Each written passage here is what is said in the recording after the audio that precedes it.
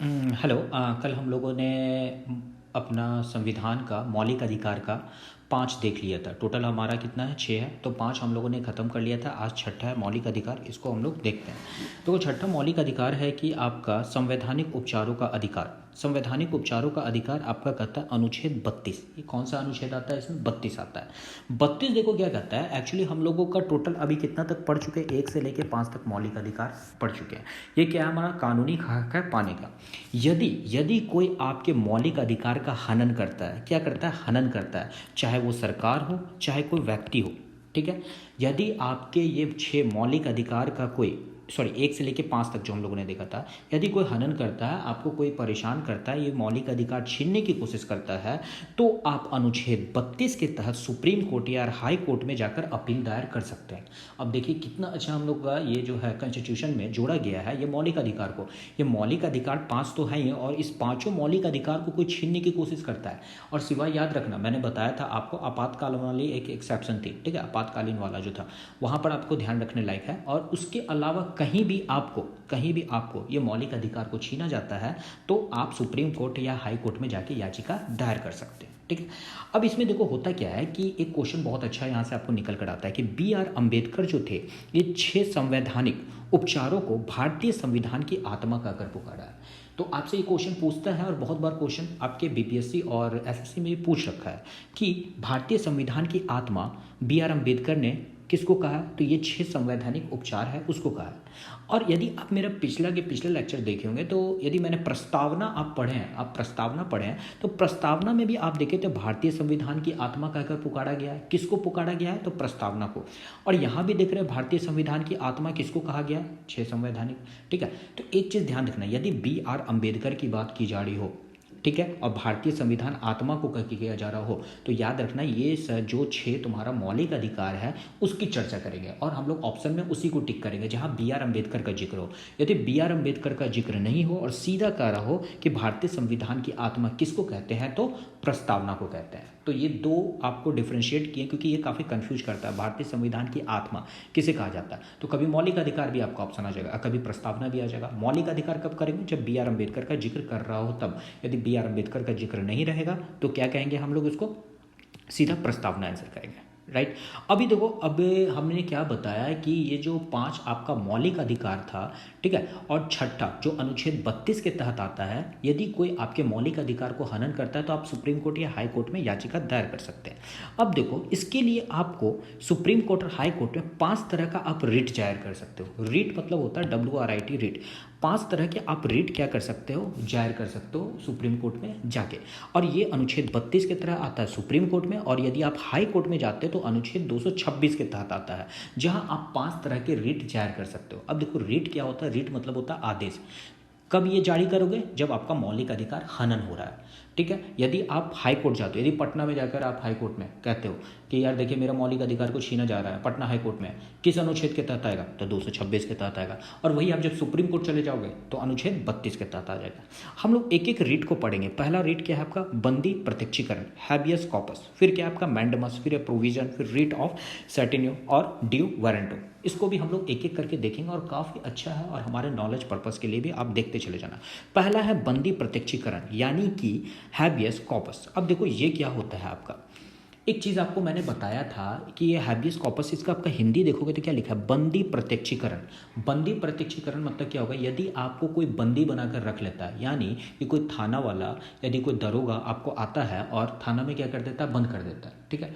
तो मैंने आपको पढ़ाया भी था कि उसको 24 घंटा के अंदर क्या करना पड़ता है? कहाँ? मजिस्ट्रेट के सामने उसको प्रस्तुत करना पड़ता है, और आने जाने का उसमें टाइम नहीं जोड़ा जाएगा। तो यदि वो 24 घंटा के अंदर नहीं करता है तो आप जाकर क्या कहोगे? मौलिक अधिकार आपका छीना जा रहा है। मौलिक अधिकार छीना जा रहा है तो आप क्या करोगे? डायरेक्ट जाके हाई कोर्ट या सुप्रीम कोर्ट में कह सकते हैं, देखिए जज साहब, हमको जो है 5 दिन 10 दिन से हमको रखे हुए और परेशान कर रहा है, हमको पीट रहा है और पैसा ले रहा है, ठीक है। तो अब सुप्रीम कोर्ट या हाई कोर्ट रहेगा, वो तुरंत वहाँ पे लिख के देगा, एगो फैक्स करेगा। किसको करेगा? जाके वो थाना वाला को। कौन सा थाना है जी? थाना प्रभारी, ठीक है, उसको एक फैक्स करेगा, क्यों जी कि उसको बंद करके रखा है, इसको छोड़ो, और नहीं तो मजिस्ट्रेट के सामने इसको जल्दी से लाओ। यदि फिर भी वो नहीं करता है तो पता है उसका लाइसेंस कैंसिल हो सकता है उस थाने का। तो इसको ध्यान रखना, ये आपका राइट है। यदि आपको कोई पुलिस वाला 24 घंटे के अंदर मजिस्ट्रेट के सामने नहीं लाता है, ठीक है, तो एक तो तरीका है आप खुद क्या करो? मैंने बताया था एक अच्छा सा वकील को हायर करो और मजिस्ट्रेट के सामने जाके खुद क्या करो, आप बिल ले लो। एक ही भी होता है जिसको एंटीसेक्टरी बिल कहते हैं, मैंने बताया था आपको। और दूसरा क्या है कि यदि बहुत लोगों को जब नॉलेज नहीं होती है, कोई पढ़ा लिखा नहीं होता है, तो उसको थाना वाला रख के पीटेगा, मारेगा, उसके परिवार वाले से क्या करता है, बहुत सारे पैसे हटता है। तो आप सीधा क्या करो, यदि 1 दिन 2 दिन 3 दिन 4 दिन से ज़्यादा रखा है तो आप सीधा क्या करो, सुप्रीम कोर्ट या हाई कोर्ट चले जाओ। मैंने बताया था 226 के तहत आप जा सकते हो हाई कोर्ट, और 32 के तहत कहाँ जा सकते हो आप, सुप्रीम कोर्ट। आप क्या करो, हाई कोर्ट में जाओ सीधा और कहो 226 के तहत कि जज साहब ये थाना नंबर ये फलना आदमी क्या किया है, मेरे आदमी को इतने दिन से बंद करके रखा है और उसको परेशान कर रहा है। अब मैंने बताया वो सीधा क्या करेगा, फैक्स करेगा, फैक्स करके पुलिस वाले को जो कहेगा जल्दी से इसको क्या करो, तुम मजिस्ट्रेट के सामने लाओ, नहीं तो इसको छोड़ो, यदि वो गलती नहीं किया है तो। अब उसको कुछ ना कुछ एक्शन लेना पड़ेगा, नहीं तो पुलिस वाले की नौकरी भी जा सकती है। तो बताओ हमारे लिए कितना अच्छा एक बनाया गया है संविधान में कि सबको मौलिक अधिकार के तहत, और ये जो हैबियस कॉर्पस है हमारे राइट के लिए बनाया गया। तो आपको बंदी प्रत्यक्षीकरण समझ में आ गया होगा क्या होता है। अब सेकंड हम लोग आएंगे मैंडेमस, ये परमादेश क्या होता है, करेक्ट। अब देखो परमादेश क्या होता है, इसको इंग्लिश में कहते हैं हम लोग मैंडेमस। यदि कोई सरकारी कर्मचारी, देखो प्राइवेट नहीं, ये चीज़ ध्यान रखना, प्राइवेट और सरकारी दोनों अलग अलग चीज़ें होती है। यदि कोई सरकारी कर्मचारी, जैसे ये पुलिस वाला है, ठीक है, अपना कर्तव्य सही से नहीं निभा रहा है, जैसे एक ट्रैफिक वाले की ड्यूटी क्या होती है, ट्रैफिक को संभालना। अब बैठ के खैनी लटा रहा है, बैठ के वहाँ पे क्या कर रहा है, टाइम पास कर रहा है, सही से काम नहीं कर रहा। अब थाना में जा रहा है रिपोर्ट लिखाने के लिए, वो नहीं कर रहा। आजकल सरकारी स्कूल में जाके आप देखो वहाँ पढ़ाई ढंग से नहीं होता।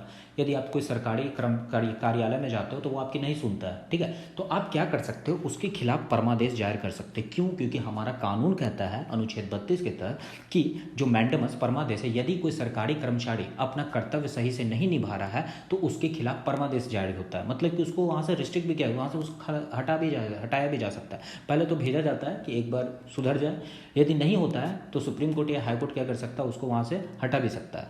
तो ये जो परमादेश है ये भी काफ़ी हमारे लिए इंपॉर्टेंट है, और ये हमें नॉलेज के रूप में रहना चाहिए। यदि कोई आप सरकारी कार्यालय में जाते हो और आपका वो नहीं सुनता है तो आप क्या करो, सीधा सुप्रीम कोर्ट या हाई कोर्ट में जाओ, वहाँ का फोटो लो अपना पास, जो आपके पास जो एप्लीकेशन होगा कुछ भी होगा कि सरकार देखिए हम जाते हैं, बार बार हमें घुमा दिया जाता है और वो अपना कर्तव्य सही से नहीं निभा रहा है, ठीक है, उसकी रिस्पॉन्सिबिलिटी जो होती है वो अपनी रिस्पॉन्सिबिलिटी को सही से नहीं निभा रहा है, तो आप उसके खिलाफ परमादेश जाहिर कर सकते हो। और ये सिर्फ किस पे होता है, सरकारी कर्मचारी पे। यदि कोई प्राइवेट कर्मचारी है तो आप उस पर परमादेश जाहिर नहीं कर सकते हो। तो आपको समझ में आया होगा परमादेश क्या होता है। यदि कोई सरकारी कर्मचारी अपना सही से काम नहीं कर रहा तो उसको क्या कर सकता है, हटाया जा सकता है, ठीक है। अब हम लोग आएंगे अधिकार परीक्षा, कॉ वारंटो, ठीक है, इसको और देखते हैं हम लोग।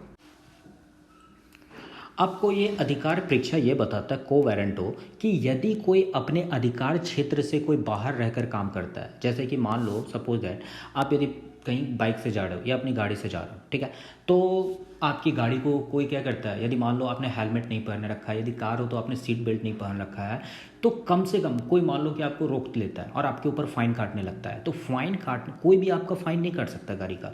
कुछ अधिकार क्षेत्र से यदि कोई बाहर काम कर रहा है, यदि कोई कांस्टेबल है, कोई भी है, कम से कम ऐसा ही रैंक का रहना चाहिए कोई भी, मतलब कि 1 स्टार उसके कंधे पे रहना चाहिए। यदि 1 स्टार उसके कंधे पे है, उसी इंसान को, उसी पुलिस वाले को या उसी ट्रैफिक वाले को क्या है, राइट है आपका क्या, चालान काटने का। अरे यदि कोई पुलिस से डंडा उंडा मार के आपको साइड करवा सकता है, आपको क्या कर सकता है, जांच पड़ताल कर सकता है, लेकिन फाइन काटने का अधिकार नहीं है। यदि कोई फाइन काटता है तो आप को वारंटो अधिकार परीक्षा के तहत क्या कर सकते हो, उस पर एक सुप्रीम कोर्ट या हाई कोर्ट में याचिका दायर कर सकते हो।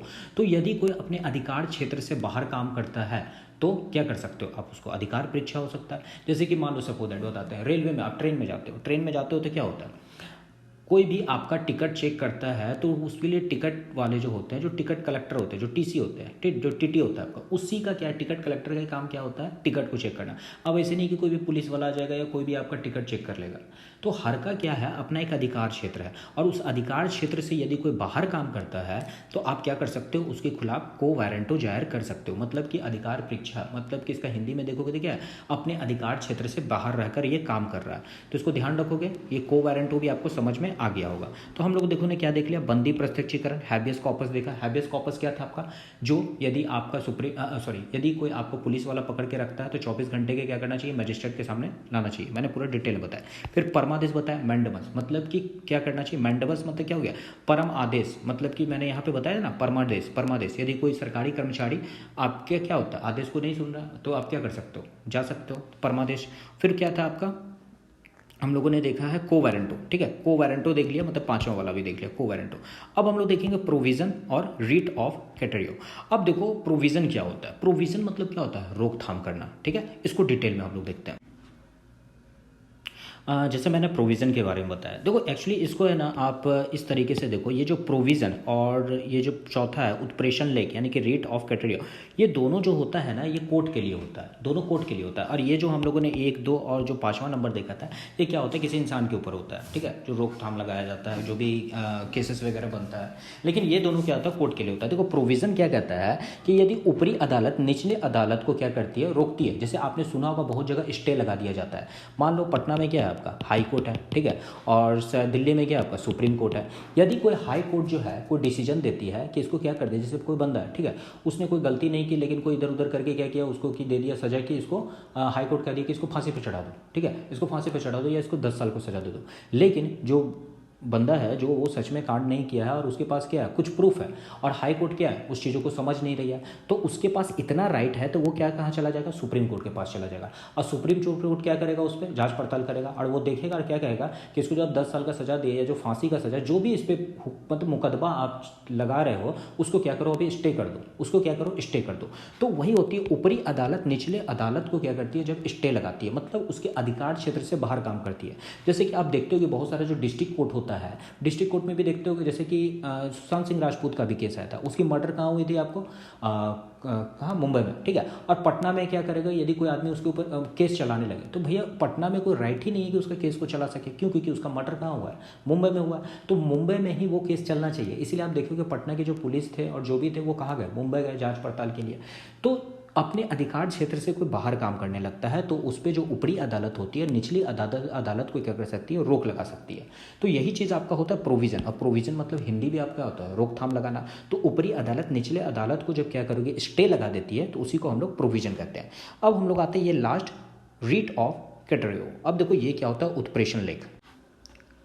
अब इसमें क्या होता है, पहले वाला में तो देख लिया, जब ऊपरी अदालत निचले अदालत को क्या करती है, उसके अधिकार क्षेत्र से बाहर करती काम, तो क्या करता है उस पर स्टे लगा देता है। अब मान लो स्टे लगा दिया और फिर भी वो काम जो है वो नहीं हो पा रहा, तो जो आपके जैसे सबसे नीचे क्या होता है, आपका नीचे होता है डिस्ट्रिक्ट कोर्ट, डिस्ट्रिक्ट कोर्ट से ऊपर क्या होता है हाई कोर्ट, हाई कोर्ट से ऊपर क्या होता है सुप्रीम कोर्ट। तो यदि डिस्ट्रिक्ट हाई कोर्ट क्या करेगी, डिस्ट्रिक्ट कोर्ट को कहेगी कि यदि आपसे ये केस नहीं सुलझ रहा है तो आप क्या करिए, मेरे पास ट्रांसफर कर दीजिए, हम इस केस को क्या करते हैं देखते हैं, मतलब मुकदमा मेरे पास भेज दिया जाए। यही कहता है उत्प्रेषण लेख, मतलब क्या किया जाता है, आपको उत्प्रेषण किया जा रहा है, तो आप उस केस को क्या करोगे, हाई कोर्ट में ट्रांसफर कर दोगे। यदि हाई कोर्ट से भी नहीं संभल रहा है तो सुप्रीम कोर्ट कहेगा कि इस केस को क्या करो, मेरे पास ट्रांसफर करो, इस केस को हम देखेंगे। मतलब पूरा फाइल जो भी होगा कहाँ पर पहुंच जाएगा, सुप्रीम कोर्ट के पास पहुंच जाएगा, और सुप्रीम कोर्ट जो भी उसको जजमेंट करेगी वही क्या होगा, फाइनल डिसीजन मेकिंग होगा। तो डिस्ट्रिक्ट कोर्ट के पास यदि कोई मुकदमा पहुंचा है और वो फाइनल डिसीजन नहीं दे पा रहा है, तो हाई कोर्ट क्या कहेगी, भैया आप केस को बंद करो और सीधा मेरे पास ट्रांसफर करो, इस केस को हम देख लेंगे, आप इस लेवल पे नहीं हो या आप इस केस को संभाल सको, ठीक है। तो उसको कहाँ भेज देगी, हाई कोर्ट। इसलिए देखते हो कि बड़ा बड़ा केस हो जाता है, बड़ा बड़ा कांड हो जाता है, यदि डिस्ट्रिक्ट या छोटे लेवल वाले जो कोर्ट होते हैं नहीं कर पाते हैं तो उसको ऊपरी अदालत भेजती है। क्या भेजेगी, भैया आप ये सारा फाइल उन केस क्या करो, आप ट्रांसफर करो ऊपरी अदालत पे, हम लोग इसको देखते हैं, ठीक है, क्योंकि वहाँ पे वेल एक्सपर्ट वो होता है, उनका पावर भी ज़्यादा होता है, तो वो उन चीज़ों को देखेंगे। तो हाई कोर्ट हो गया, और हाई कोर्ट से ऊपर क्या होता है, सुप्रीम कोर्ट होते हैं। तो इस तरीके से आप क्या देखिए 3 और 4 ये दोनों क्या हो गए आपको कोर्ट के लिए है, मतलब निचली अदालत और ऊपरी अदालत। ऊपरी अदालत जब ट्रांसफर कर देती है तो वो आ जाती है क्या, उत्प्रेषण पे लेख पे। और हम लोगों ने बंदी प्रत्यक्षीकरण, परमादेश और अधिकार परीक्षा कोवारंटो देख लिया। तो आपको ये चीज़ें समझ में आ गई होगी, 1 और 2 मैंडमस, फिर हम लोगों ने कोवारंटो, फिर 3 और 4 देखा। 3 और 4 क्या था आपका, एक ही था, एक जो दोनों किसके लिए होता है, कोर्ट के लिए होता है, ठीक है। ऊपरी अदालत निचली अदालत वाला जो बेलो था स्टे लगा देना, और दूसरा चौथा मैंने क्या बताया था उत्प्रेषण लेख में कि केस को ही ट्रांसफर कर देना, ठीक है। अब हमको उम्मीद है कि आप समझ गए होंगे, और यदि कोई तरीके का कोई आपको नहीं समझ में आता तो आप कमेंट में जोड़ बताना, ठीक है। अब हम लोग चलते हैं आर्टिकल 33, 34 और 35 पे, ठीक है। आर्टिकल 33 आपको ये कहता है जो आर्म फोर्स होते हैं उनके भी कुछ फंडामेंटल राइट को क्या किया गया है, रोका गया है। जैसे हमारा फंडामेंटल राइट मौलिक अधिकार क्या कहता है कि हम लोगों को क्या करना है, बोलने का अधिकार है, ठीक है, और कुछ भी करने का अधिकार, कुछ भी नहीं, मतलब कि बोलने का अधिकार है फंडामेंटल राइट में, आपको स्वतंत्रता का अधिकार है, समानता का अधिकार है, सारे अधिकार है। लेकिन जब आप आर्म फोर्स में आ जाते हो तो आपके इन अधिकार क्षेत्रों को क्या किया जाता है, रोक दिया जाता है। जैसे मान लो कोई सेना में है, अब सेना में तो आपको यदि ऑर्डर मिलता है बैठने का, खड़े होने का, कहीं जाने का, तो आपको वो ऑर्डर फॉलो करना पड़ता है, ठीक है। अब कहोगे नहीं हम तो फॉलो नहीं करेंगे क्योंकि हमारा क्या स्वतंत्रता का अधिकार है, हम कुछ भी कर सकते हैं, तो वहाँ आपकी स्वतंत्रता नहीं चलेगी। क्यों? क्योंकि आप वहाँ पे सेना के अंडर में हो और सेना जो आपको कहेगी वो करना पड़ेगा। यदि मान लो कि सपोज दैट हमारे रॉ एजेंट होते हैं, अब रॉ एजेंट में मान लो कोई काम कर रहा है और वो आएगा अपन गाँव में अपने घर में, कहेगा कि हाँ हम गए, इसको उड़ा दिए, उसको उड़ा दिए, ऐसे पकड़ लिए, हम लोग पुलिस बनकर जाते हैं, तो कहीं ना कहीं ये भी क्या है, हमारे देश में रोका गया है। ये आर्टिकल 33 के तहत में आता है, ठीक है। और जैसे कि कोई मीडिया वाले की भी जो होती है स्वतंत्रता, वो फुल रूप से नहीं दिया गया क्योंकि उसका भी मिसयूज बहुत सारे हो सकते हैं, क्योंकि हुआ ही था, आप लोग देखे होंगे इंडिया सॉरी जो कौन सा टीवी था, भारत सॉरी मैं एक मीडिया न्यूज़ चैनल था जिसके ऊपर अभी केस भी चल रहा था, ठीक है, मैं बता दूंगा, अभी ये ध्यान में नहीं आ रहा। तो आपके मीडिया के भी जो अधिकार होते हैं उनको क्या किया गया, कहीं ना कहीं सीमित किया गया, और ये हमारे देश की भलाई के लिए, देश की भलाई के लिए। तो जो आर्म फोर्स होते हैं, ठीक है, उनको किया गया कुछ ना कुछ रिस्ट्रिक्शन। अब मान लो किसी के पास बंदूक है, अब कहेगा कि हमको तो स्वतंत्रता, हम गोलियाँ चला देंगे, तो कहीं भी गोली चला देगा, ऐसा थोड़ी ना हो सकता। उसके ऊपर रिस्ट्रिक्शन है, कुछ ना कुछ क्या है, रिस्ट्रिक्शन लगाया गया। तो 33 आप समझ गए होंगे, ठीक है। अब हम लोग 34 देखें, martial law in the fundamental right. अब मार्शल लॉ क्या होता है? आपको मार्शल लॉ ये कहता है, देखो मार्शल लॉ सब जगह नहीं लगाया जाता। मार्शल लॉ कहीं कहीं जहाँ पे बहुत ही ज़्यादा रिस्ट्रिक्शन लगा हुआ है, काफ़ी ज़्यादा आतंकवादी या मतलब लगता है कि वो सही जगह नहीं है, तो मार्शल लॉ लगाया जाता है। मार्शल लॉ में आपके भी मौलिक अधिकार जितने होते हैं ना वो छीन लिए जाते हैं। मार्शल लॉ में क्या होता है कि यदि पुलिस वाले को इतना अधिकार दिया जाता है कि वो किसी के घर में जाके घुस सकते हैं और वहाँ पर छानबीन कर सकते हैं। लेकिन ऐसे देखा जाए तो ह्यूमन राइट में आप किसी के, जैसे आर्टिकल 21 में हम लोग देखे थे ना कि किसी की भी आप प्राइवेसी को इस तरीके से नहीं देख सकते हो, उसको नहीं छीन सकते हो, नहीं तो वो जा सकता है कोर्ट में। लेकिन यहाँ पे मार्शल लॉ जहाँ पे आ चुका है तो वो आपके घर में घुस सकता है। जैसे आपका था ना कश्मीर वाले में, वहाँ मार्शल लॉ लगा था। तो क्या है कि आपके चीज़ों को क्या कर सकता है, वहाँ पे मिलिट्री या आर्मी आपके घर में घुस सकती है। और आपको पता है कि मिलिट्री वाले को क्या होता है, गोली का कोई लेखा जोखा भी नहीं देना रहता है, तो सीधा क्या करते हैं वो गोली भी चला सकते हैं, किसी को मार भी सकते हैं। तो मार्शल लॉ भी होता है, बहुत खतरनाक होता है। और यहाँ पे आपका क्या किया जाएगा, मौलिक अधिकार को कहीं ना कहीं रोक दिया जाता है, मतलब वहाँ पे आपके मौलिक अधिकार काम नहीं करती है, ठीक है। तो 33 में देख लिया आर्म फोर्स के लिए, हम मार्शल लॉ हम लोगों ने देख लिया। अब 35 क्या कहता है, और इनको देखते हैं। आपका 35 ये कहता है कि ये जितने भी हम लोगों ने आर्टिकल आपके मौलिक अधिकार देखे, एक्चुअली देखा जाए तो हम लोगों ने 32 तक ही देखा था, ठीक है, 32 तक ही देखा था, और 32, 33, 34, 35 ये तो अलग से। तो मतलब कि ये जितने भी आर्टिकल हैं, जितने भी आर्टिकल हम लोगों ने पढ़ा है, यदि भविष्य में इन फ्यूचर यदि इसमें किसी तरह के चेंज करना हो तो पार्लियामेंट को पावर है कि वो चाहे तो इस लॉ को क्या कर सकती है, इसमें कुछ बदलाव या बना सकती है। उसको चेंज नहीं कर सकती, मतलब उसको हटा नहीं सकती, उसमें क्या कर सकती है, कुछ चेंजेस कर सकती है, उसमें कुछ इंप्रूवमेंट कर सकती है।